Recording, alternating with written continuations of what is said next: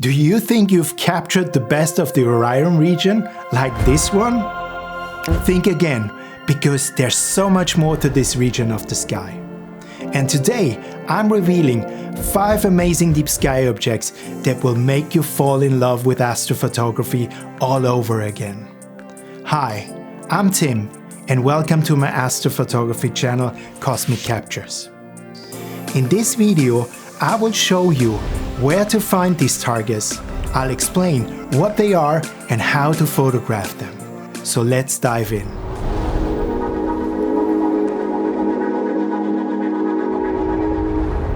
First up is the Witch Head Nebula, a spooky reflection nebula located near the bright star Rigel. The Witch Head gets its eerie bluish glow from Rigel's light, reflecting off fine interstellar dust. The Witch Head Nebula is about 900 light years away, and its apparent size is a massive 3 degrees by 1 degree, which is about 6 times the width of the full moon. This nebula is thought to be a remnant of a supernova or an ancient star-forming region. To capture this faint reflection nebula, use a wide-field telescope or a telephoto lens of at least 200 mm. But no narrowband filters here, because they don't work on reflection nebulae. Get as many 3 to 5 minute long exposures as possible. And for this target, dark skies are an absolute must.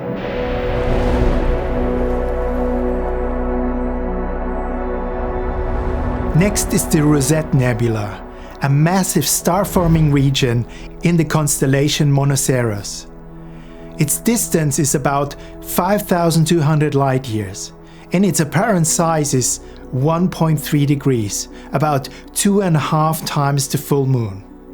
At the center of the Rosette Nebula is NGC 2244, a young star cluster whose stellar winds have carved out a hole in the middle of the nebula, and the intricate petal-like structure gives the appearance of a cosmic rose.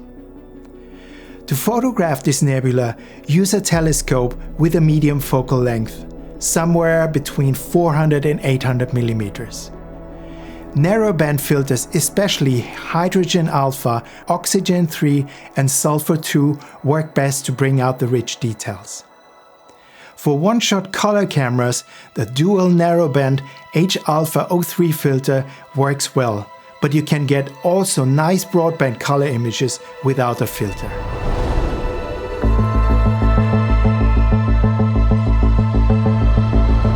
My third pick is the famous duo, the Horsehead Nebula and the Flame Nebula. They are both located near the star Alnitak in Orion's belt.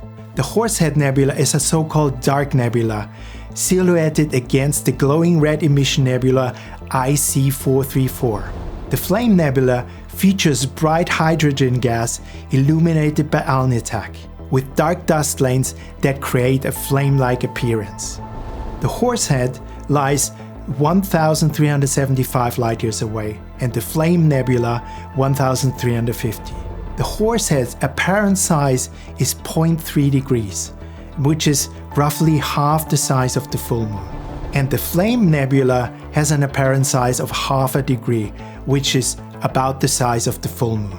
I think it's best to photograph this region as a broadband target, because it's a mix of different types of nebulae. For this duo, use a telescope with a focal length of at least 400 millimeters. Dual narrowband filters can work if you're using a color camera, but be aware that especially the region around the Horsehead is very weak on oxygen. This region works best with hydrogen and sulfur filters. In general, aim for 3 to 5 minute long sub-exposures, but watch out for Alnitak's glare, which can create all sorts of issues in your images. The Horsehead Nebula is one of the most iconic nebulae in the night sky, and it was first discovered in 1888 by Williamina Fleming, one of the pioneering women in astronomy. She was a part of a group of female computers who made groundbreaking contribution to the understanding of our cosmos, and often without receiving the recognition they deserved. And now this brings me to something I've been thinking about. According to my YouTube analytics, only 0.4% of my viewers are women. Clearly, I'm not doing enough to make my content welcoming or engaging for women. So I'd love to hear from you. What can I do to make this channel more inclusive and appealing?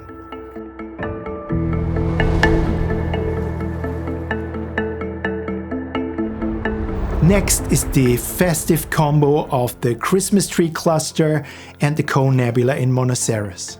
They are 2,600 light years away, and their apparent size of the cluster and the Cone Nebula is around 1 degree. The Christmas tree cluster is shaped like a holiday tree, although personally I have difficulties to see that shape. It's surrounded by dark nebulae structures, including the iconic Cone Nebula. This is an active star-forming region, making it especially dynamic for astrophotography. To capture this target, use a wide field telescope and narrowband filters, H-alpha, oxygen 3 and sulfur 2, to capture all the rich details. For color cameras, you can use dual narrowband filters. For best results, stack multiple 3 to 5 minute exposures. This region is perfect for holiday-themed astrophotography. You can capture it over the next couple of months, and then you already have a cosmic Christmas card for next year.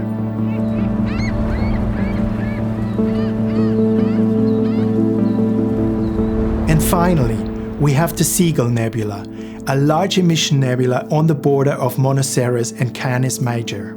Its distance is 3,650 light years, and its apparent size 2.5 degrees by 1 degree, which is 5 times the full moon. This nebula's shape resembles a flying seagull, with the bright region IC 2177 forming its head and NGC 2327 spreading out like wings. For the Seagull Nebula, I recommend a wide field setup with a focal length between 200 and 400 millimeters. Narrowband filters like hydrogen, oxygen and sulfur will help you to highlight the glowing gases.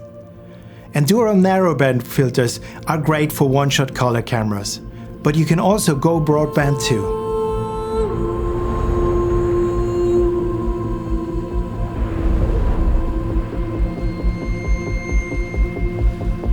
And here you have it, 5 incredible targets that will ignite your passion for astrophotography. But if you're unsure where to start, you can try to capture all of them in one shot, as I did in this image. And if you look closely, you can spot each target.